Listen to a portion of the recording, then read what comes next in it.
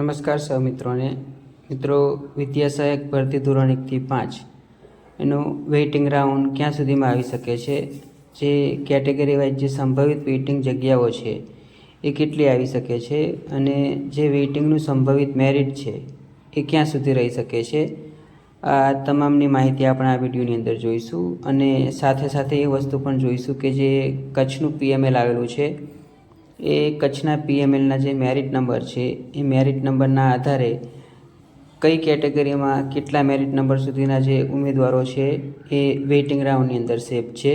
તો વિડીયોના અંત સુધીમાં બન્યા રહેશો.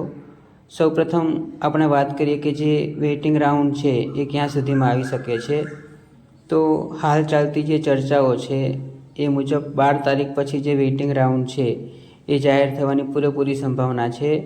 અને એ વસ્તુ પણ ક્લિયર જ છે કે જે કચ્છની ભરતી છે એ કચ્છની ભરતી પહેલાં જે વેઇટિંગ રાઉન્ડ ધોરણ 1 થી 5 સામાન્ય પ્રવાહનો છે એ 100% આવી જવાનો છે. વેઇટિંગ રાઉન્ડ આવે ત્યારબાદ જ કચ્છની ભરતી શરૂ થશે એવી ચર્ચાઓ ચાલી રહી છે.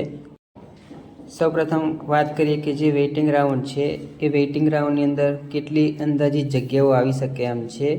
આ જગ્યાઓ છે એ જિલ્લા પસંદગી બાદ જે સ્થળ પસંદગી થઈ એ સ્થળ પસંદગીમાં 11,000 જે ઉમેદવારો રહ્યા છે એના આધારે કાઢેલી છે. અને આ જગ્યાઓ છે એ સંભવિત જગ્યાઓ છે જે ધ્યાને લેશો. તો સૌપ્રથમ વાત કરીએ એસસી કેટેગરીની. તો એસસી કેટેગરીની 40 જગ્યાઓ સંભવિત આવી શકે એમ છે. એસટી કેટેગરીની 20 જગ્યાઓ, ઓબીસી કેટેગરીની 80 જગ્યાઓ અને ઈડબ્લ્યુએસ કેટેગરીની 40 જગ્યાઓ. આમ તમામ કેટેગરીની થઈ અને 180 જગ્યાઓ છે એ વેઇટિંગ રાઉન્ડની અંદર આવી શકે છે. જે કુલ ઉમેદવારો સ્થળ પસંદગી નથી કરી એવા 314 ઉમેદવારો છે. પણ 314 ઉમેદવારોની અંદર એવા પણ ઉમેદવારો હતા જેમને જનરલની સીટ પસંદ કરી અને જિલ્લા પસંદગી કરી હતી. અને આ જગ્યાઓ છે એ જનરલમાં ગણાશે. એટલા માટે જે જનરલની જે જગ્યાઓ છે એ વેઇટિંગમાં પણ નહીં ભરાય, કારણ કે જે જનરલના ક્રાઇટેરિયા ધરાવતા ઉમેદવારો છે એ ઉમેદવારો મળ્યા જ નથી આ ભરતીની અંદર. તો જે 573 જગ્યાઓ ખાલી રહી ગઈ છે જનરલની, એમ જે વેઇટિંગ રાઉન્ડ આવશે એમાં પણ જે જનરલની જગ્યાઓ છે એ ખાલી જ રહેશે. હવે વાત કરીએ કે જે સામાન્ય ભરતી થઈ એમાં કેટેગરીની જે સીટો હતી એ પૂરી થઈ ગઈ. એ પછી કેટેગરીના જે ઉમેદવારો છે એ જનરલનો ક્રાઇટેરિયા ધરાવતા હોય અને એમને જનરલમાં ગયા હોય એવા કેટલા ઉમેદવારો હોઈ શકે છે.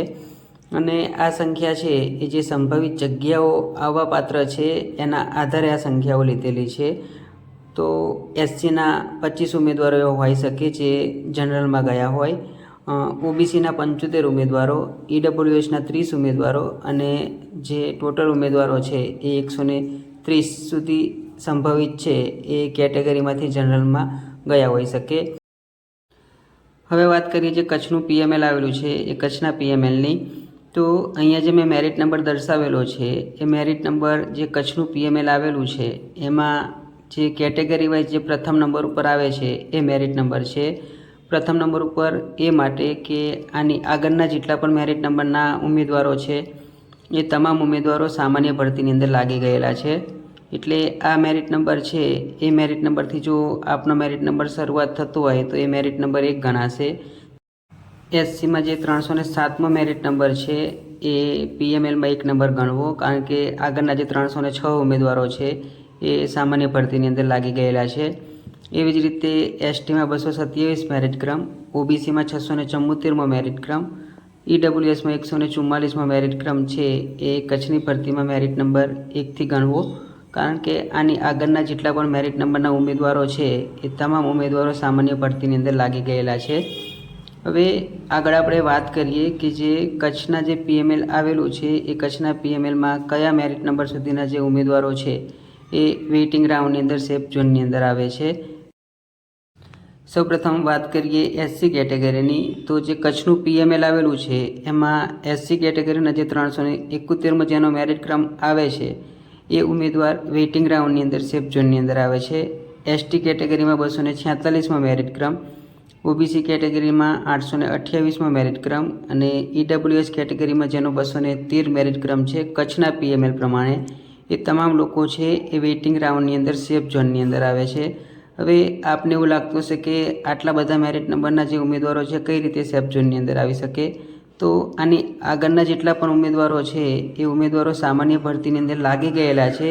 એ તમામ ઉમેદવારોને બાદ કર્યા બાદ આ જે ઉમેદવારો છે એના મેરિટ નંબર કાઢેલા છે. એટલે જે દર્શાવેલા મેરિટ નંબર છે તે તમામ કેટેગરીના જે ઉમેદવારો છે એ વેઇટિંગ રાઉન્ડની અંદર સેફ ઝોનની અંદર આવે છે. વાત કરીએ જે વેઇટિંગ રાઉન્ડનું સંભવિત મેરિટ છે શું રહી શકે છે. ઓપન કેટેગરીનું જે વેઇટિંગનું સંભવિત મેરિટ છે એ દર્શાવેલ નથી. એનું કારણ એ જ છે કે જે સામાન્ય ભરતી થઈ એમાં ઓપનનો જે ક્રાઇટેરિયા ધરાવતા હતા એ તમામ ઉમેદવારો છે એમને જિલ્લા પસંદગી કરી અને સ્થળ પસંદગી કરેલ છે. અને હવે જો ઓપનની વેઇટિંગમાં જગ્યાઓ આવશે તો ઓપનની વેઇટિંગની જગ્યાઓ ખાલી જ રહેશે, કારણ કે હવે એવા ઉમેદવારો વધ્યા જ નથી કે જે ઓપનનો ક્રાઇટેરિયા ધરાવતા હોય. એસસીની વાત કરીએ તો એસસીનું મેરિટ છે એ 67.5787 સુધી સંભવિત જઈ શકે છે વેઇટિંગ રાઉન્ડમાં. એસટીનું મેરિટ 59.7961 સુધી જઈ શકે છે. ઓબીસીનું મેરિટ 68.5928 સુધી જઈ શકે છે. અને ઈડબ્લ્યુએસ કેટેગરીનું જે મેરિટ છે એ 68.5464 સુધી વેઇટિંગ રાઉન્ડની અંદર સંભવિત જઈ શકે છે. આ જે મેરિટ દર્શાવેલું છે એની કરતાં મેરિટ છે એ નીચું જવાની સંભાવના છે, પણ આના કરતાં વેઇટિંગમાં મેરિટ છે એ ઉપર નહીં જાય. આશા રાખું છું કે આજનો વિડીયો સારો લાગ્યો હશે.